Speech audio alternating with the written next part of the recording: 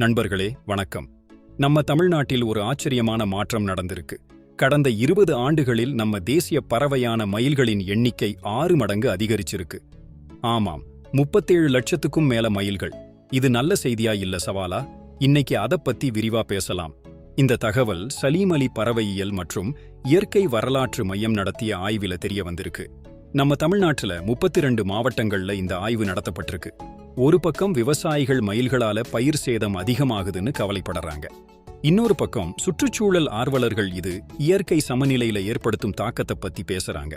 இப்ப விரிவா பார்க்கலாம். மாவட்ட வாரியா பார்த்தா கிருஷ்ணகிரி, கரூர், திருநெல்வேலி, திருவாரூர், தூத்துக்குடி, ஈரோடு மாவட்டங்கள்ல ஒரு சதுர கிலோமீட்டர்ல 70 மயில்கள் இருக்குங்க.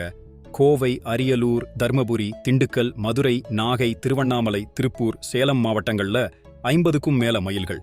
ஆனா சென்னை, செங்கல்பட்டு, காஞ்சிபுரம், திருவள்ளூர், கன்னியாகுமரி மாவட்டங்கள்ல மயில்கள் குறைவா இருக்கு. மயில்கள் அதிகரிக்க காரணங்கள்: குள்ளநரி, நரி போன்ற இயற்கை வேட்டையாடிகள் குறைஞ்சிருக்கு, காலநிலை மாற்றம், புதிய வாழ்விட மாற்றங்கள். விவசாயிகளின் சவால்கள் பத்தி பார்க்கலாம்.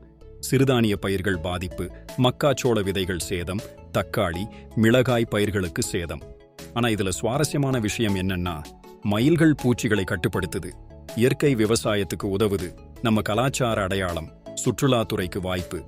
நண்பர்களே, மயில்கள் அதிகரிப்பு ஒரு சவாலா இருந்தாலும் அதை சரியா கையாண்டா நமக்கு நல்லதே.